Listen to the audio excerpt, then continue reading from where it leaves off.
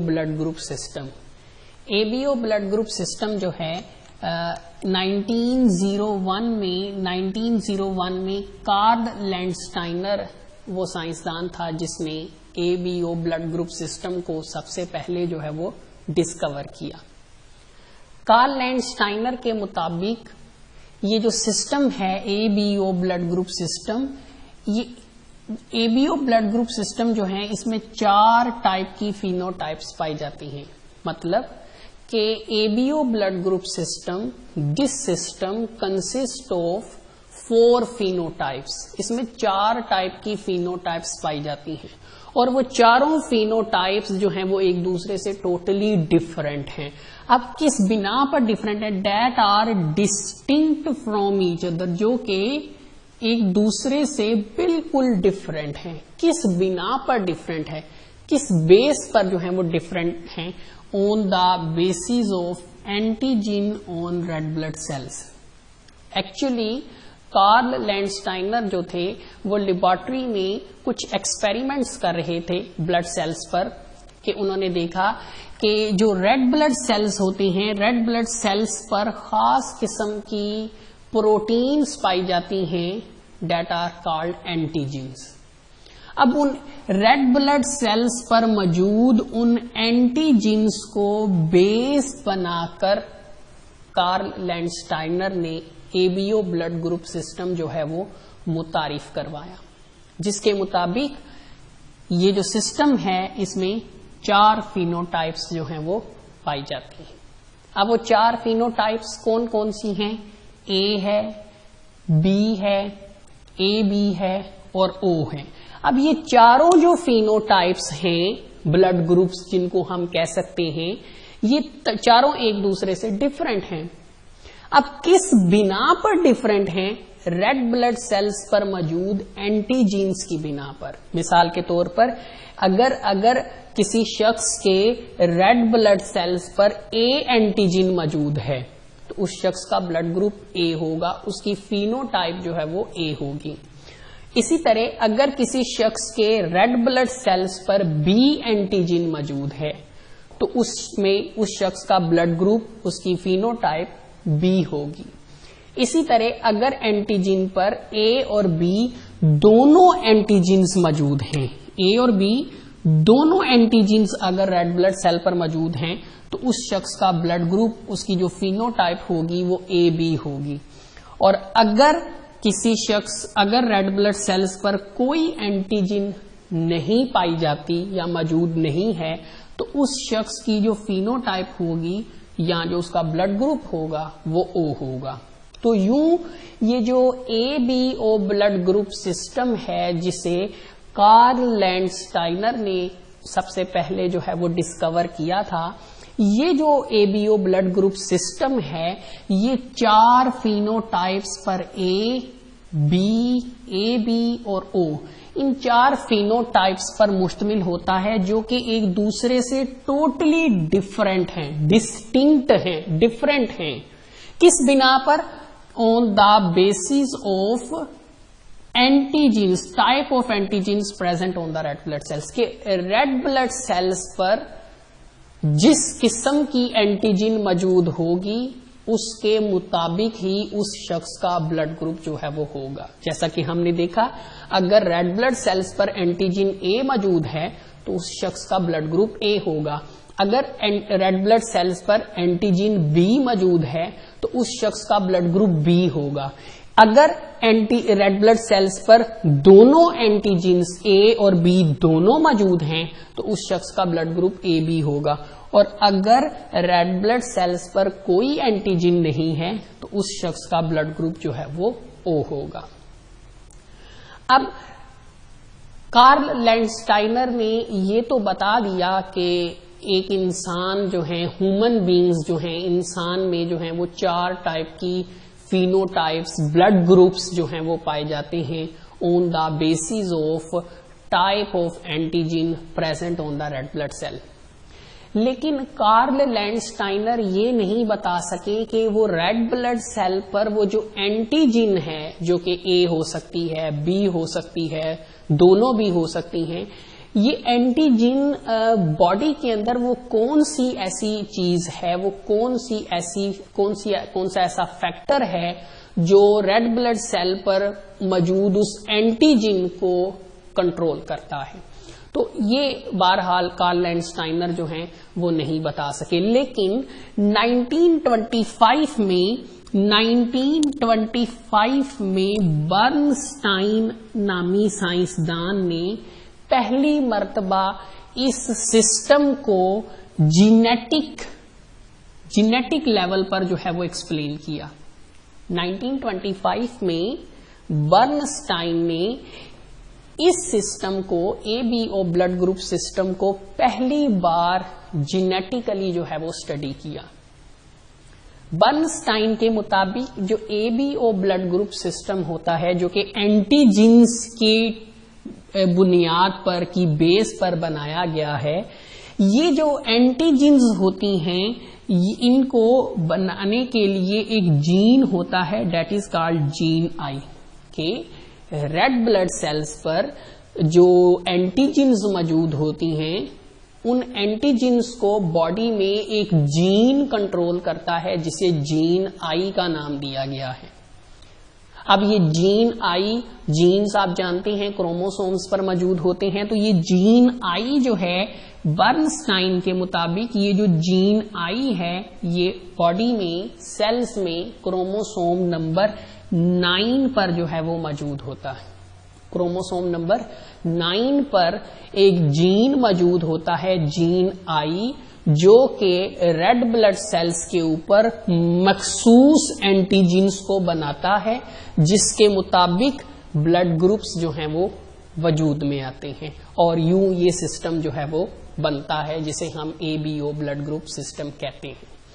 Gene I को जब बर्नस्टाइन ने स्टडी किया तो पता चला कि जो जीन आई है दरअसल माजी में इस जीन में बहुत सारी म्यूटेशंस हो चुकी हैं, जिसकी वजह से ये जो जीन है इसके 2 से ज्यादा अलील्स मौजूद हैं। नॉर्मली जो जीन होता है उसके 2 अलील्स हो सकते हैं, लेकिन जो जीन आई है इसमें डिफरेंट म्यूटेशंस की वजह से इसमें 2 से ज्यादा जो हैं वो अलील्स मौजूद होते हैं। तो याद रखें स्टूडेंट्स, अगर किसी जीन में अगर कोई जीन 2 से ज्यादा अलील्स पर मुश्तमिल हो तो ऐसे अलील्स को हम कहते हैं मल्टीपल अलील्स, और ऐसे जीन को हम कहते हैं पॉलीमॉर्फिक जीन। ठीक है, कि ऐसा जीन जिसमें 2 से ज्यादा अलील्स जो हैं वो मौजूद हों। तो जीन आई जो है ये 3 टाइप के अलील्स पर मुश्तमिल होता है, IA है, IB है और स्मॉल आई है। ठीक, आगे चलते हैं स्टूडेंट्स। अब ये जो अलील्स हैं इसमें ये वाला जो अलील है IA जो अलील है ये क्या करेगा, अगर बॉडी में अलील IA मौजूद होगा, अगर बॉडी में अलील IA मौजूद होगा तो ये क्या बनाएगा, ये बॉडी में एंटीजीन A जो है वो बनाएगा। मतलब कि अगर किसी शख्स का जो जीन है, अगर किसी शख्स का जीन आई जो है वो इन अलील्स पर मुश्तमिल है, IA पर मुश्तमिल है, तो कौन सी एंटीजीन बनेगी, रेड ब्लड सेल पर A एंटीजीन जो है वो बनेगी। इसी तरह अगर अलील IB वाला अलील जो है ये क्या करेगा, ये बॉडी में रेड ब्लड सेल्स पर एंटीजीन B बनाएगा। और अगर अलील I जो है, स्मॉल I जो है, ये बॉडी में किसी किस्म की कोई एंटीजीन नहीं बनाता। तो ये जो जीन आई है जिसे बर्नस्टाइन ने डिस्कवर किया था, ये जीन आई जो है ये 3 डिफरेंट अलील्स पर मुश्तमिल होता है जो कि म्यूटेशंस की वजह से वजूद में आए हैं। ये तीनों डिफरेंट अलील्स जो हैं, इसमें जो IA है वो A एंटीजीन को बनाता है, IB जो है वो B एंटीजीन को स्पेसिफाई करता है, और जो स्मॉल I है वो किसी एंटीजीन को नहीं बनाता। तो इसका मतलब ये है कि ये जो पर्सन है जिनमें कोई एंटीजीन नहीं है, तो उनमें कौन सा जीन मौजूद होगा, स्मॉल आई अलील जो है वो मौजूद होगा। यहां पर थोड़ा सा हम रिलेशनशिप्स को भी स्टडी कर लेते हैं, क्योंकि जीन आई जो होगा वो दो अलील्स पर मुश्तमिल होगा। अब वो दो जो अलील्स होंगे उनके दरमियान जो किस किस्म का रिलेशन होगा। हाँ, पिछला जो लेक्चर था हमारा डोमिनेंस रिलेशंस पर, हम जानते हैं कि एक जीन के जो दो अलील्स होते हैं वो एक दूसरे पर इफेक्ट करने की कोशिश करते हैं, एक दूसरे पर असरअंदाज होते हैं, तो उसे हम डोमिनेंस रिलेशंस का नाम देते हैं। जैसे कि अगर अलील आई ए, तो डोमिनेंस रिलेशंस की जो है वो हम बात करें, डोमिनेंस रिलेशंस की। अब अगर अलील आई ए, अगर मिसाल के तौर पर एक शख्स है, अब उस शख्स की बॉडी में जो जीन आई मौजूद है क्रोमोसोम नंबर 9 पर, वो जीन जो है वो फर्ज कर लेते हैं कि वो जीन दो अलील्स पर मुश्तमिल होगा। अब उसमें एक अलील जो है वो आई ए है और जो दूसरा अलील है वो आई बी है। अब ये दो अलील्स हैं, एक ए वाला है अलील और दूसरा जो है वो बी वाला है। अब ये दो अलील्स मौजूद हैं। अब देखा ये गया है कि ये दोनों अलील्स जो हैं अगर मौजूद होंगे तो एंटीजीन जो है वो ए बी एंटीजीन बनेगी, ए बी दोनों एंटीजीन्स बनेगी। मतलब कि ये वाला अलील भी एंटीजीन बनाएगा और ये वाला अलील भी एंटीजीन बनाएगा। और हमने पढ़ा था कि अगर दोनों अलील्स हेट्रोजाइगस जनरेशन है, क्योंकि दोनों अलील्स डिफरेंट हैं, अगर दोनों अलील्स हेट्रोजाइगस जनरेशन में अपने आप को एक्सप्रेस करते हैं, इक्वली एक्सप्रेस करते हैं, तो उनके दरमियान जो रिलेशनशिप होता है वो को डोमिनेंस होता है। इसका मतलब कि अगर ये आई ए और आई बी मौजूद हैं तो ये को डोमिनेंस रिलेशनशिप शो करते हुए ये एंटीजीन ए और बी दोनों बनाएंगे रेड ब्लड सेल्स पर, जिसके नतीजे में उस शख्स का ब्लड ग्रुप जो होगा वो ए बी होगा, उसकी फिनोटाइप ए बी होगी।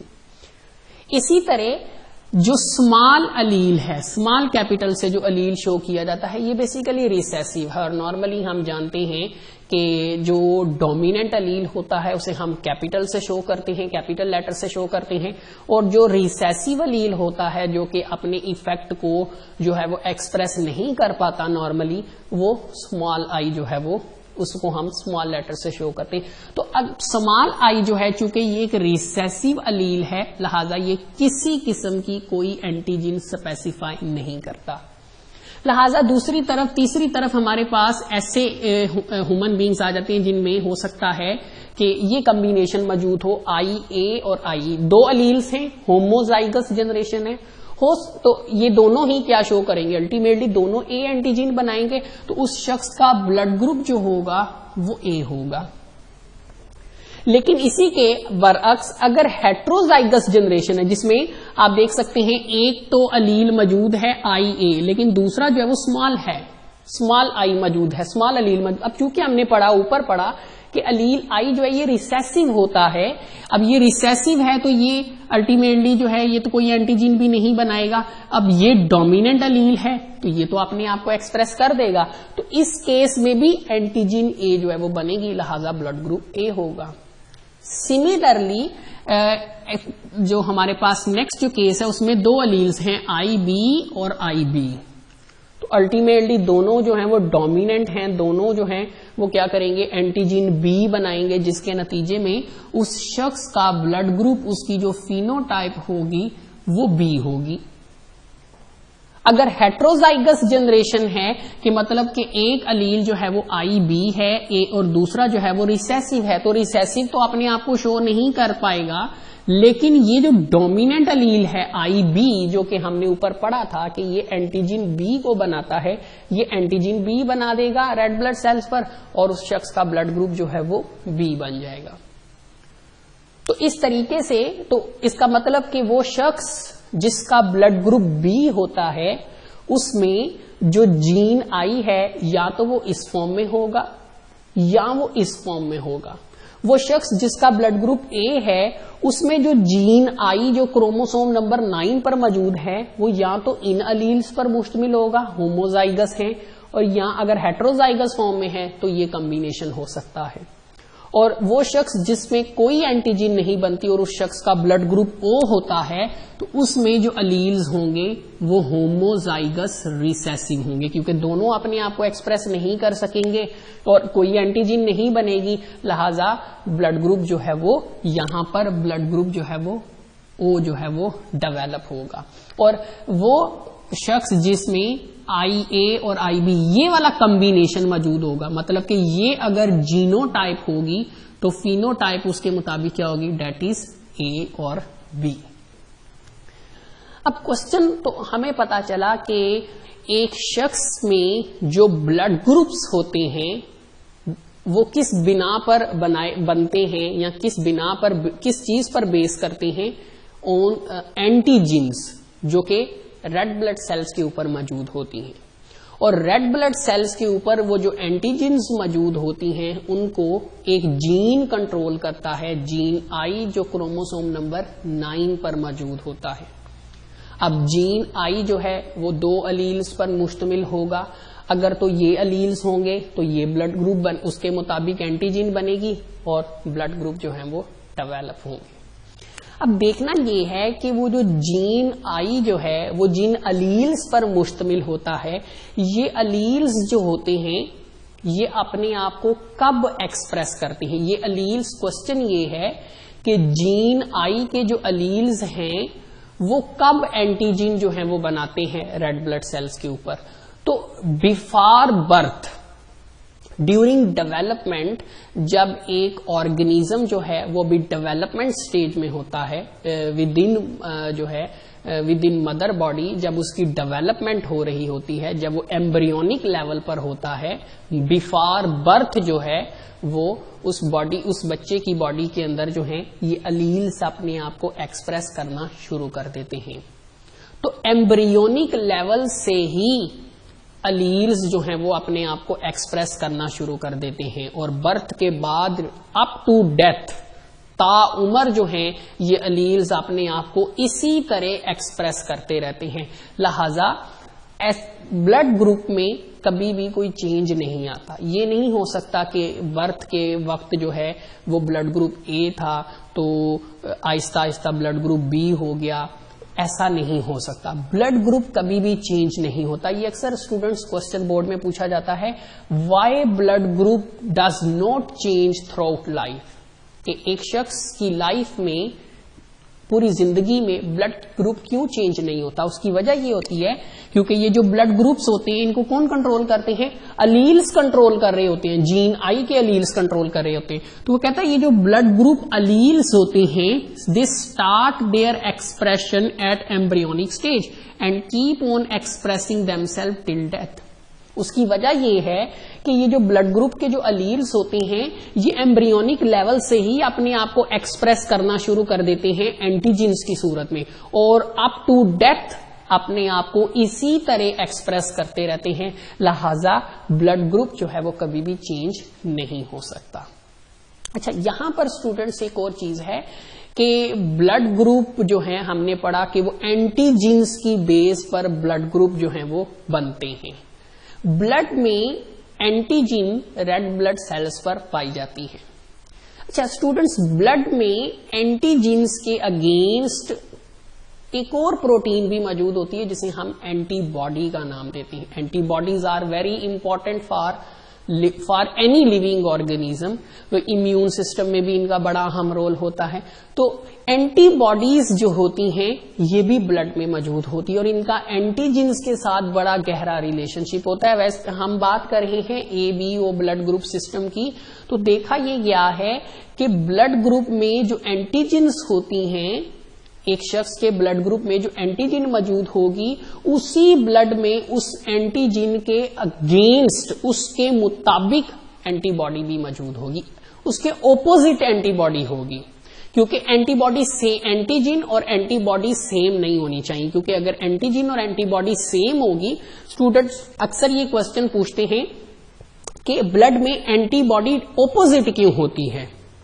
वो इसलिए ओपोजिट होती है क्योंकि एंटीजन A और B जो हैं ये चूंकि ऑपोजिट है। अब एंटीबॉडी बी जो है ये एंटीजन ए पर अटैक नहीं कर सकती, लेकिन अगर एंटीजन ए और एंटीबॉडी भी ए होगी, सिमिलर एंटीजन और एंटीबॉडी, तो एंटीबॉडी ए जो होगी वो एंटीजन ए पर अटैक करेगी। तो याद रखें कि ब्लड ग्रुप जो है वो एंटीजन की बिना पर ही जो है वो बनते हैं। एंटीबॉडीज से भी हम पता लगा सकते हैं कि उस शख्स का ब्लड ग्रुप जो है वो क्या होगा। और एंटीबॉडीज जो हैं ये हमेशा बर्थ के बाद ही बनती हैं। बर्थ के बाद एंटीजेंस जो हैं वो एम्ब्रियोनिक लेवल पर ही बन जाती हैं, क्योंकि एलील्स अपने आप को एक्सप्रेस करना शुरू कर देते हैं। लेकिन एंटीबॉडीज हमेशा बर्थ के बाद ही जो है वो बनती हैं।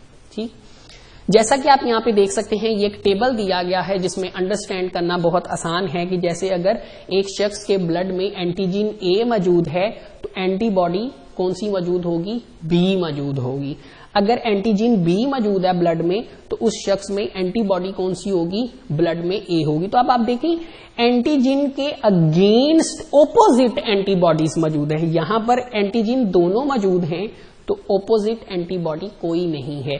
यहां पर चूंकि दोनों रिसेसिव एलील्स हैं लिहाजा कोई एंटीजन एक्सप्रेस नहीं होगी, लेकिन एंटीबॉडीज दोनों ही जो हैं वो मौजूद हैं।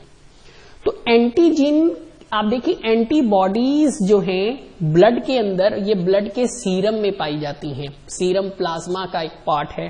प्लाज्मा में से अगर ब्लड क्लॉटिंग प्रोटीन्स निकाल दी जाए तो सीरम बनता है। बाकी जो चीज बच जाती है प्लाज्मा की उसे हम सीरम कहते हैं। तो सीरम एक तरह से प्लाज्मा का ही एक पार्ट है, ब्लड में ही मौजूद होता है। तो एंटीबॉडीज जो हैं ये प्लाज्मा के सीरम में पाई जाती हैं, सीरम के अंदर मौजूद होती हैं, जबकि एंटीजेंस जो हैं ये रेड ब्लड सेल्स के ऊपर जो है वो मौजूद होती हैं। अब एंटीजन और एंटीबॉडी सेम नहीं होनी चाहिए। ठीक है, अभी मैंने थोड़ी देर पहले बताया था कि एंटीबॉडी और एंटीजन अगर सेम होंगी तो एंटीबॉडी उस एंटीजन पर अटैक करेगी और उसको डिस्ट्रॉय कर देगी। लिहाजा एंटीजन और एंटीबॉडीज हमेशा एक दूसरे के ऑपोजिट होती हैं। अब जैसे कि मैंने बताया था कि हम एंटीबॉडीज को देखकर भी पता लगा सकते हैं कि उस शख्स का ब्लड ग्रुप जो है वो क्या है। मिसाल के तौर पर अगर एंटीबॉडी बी है तो अल्टीमेटली उसके ऑपोजिट एंटीजन होगी ए, तो ब्लड ग्रुप क्या होगा? ए होगा। इसी तरह एंटीबॉडी बी है तो अंडरस्टूड है कि ऑपोजिट एंटीजन बी मौजूद होगी, ब्लड ग्रुप बी होगा। अगर एंटीबॉडी कोई नहीं है, इसका मतलब दोनों एंटीजन्स मौजूद हैं, ब्लड ग्रुप ए बी होगा। और अगर दोनों एंटीबॉडीज मौजूद हैं, इसका मतलब एंटीजन ब्लड में कोई नहीं है, तो ब्लड ग्रुप ओ होगा। तो इस तरह एंटीजेंस और एंटीबॉडीज की बिना पर हम पता लगा सकते हैं कि ब्लड टाइप जो है वो कौन सी होगी। तो इसी तरह अब यहाँ पे देखिए ये जीनोटाइप गिवन है, यहाँ पर ये दोनों अलील सेम है, होमोजाइगस जनरेशन है, ये हेट्रोजाइगस है। यहाँ पर ए और बी को डोमिनेंस रिलेशनशिप शो करते हैं, दोनों अपने आप को इक्वली एक्सप्रेस करते हैं, तो ब्लड टाइप जो है वो ए बी बनती है।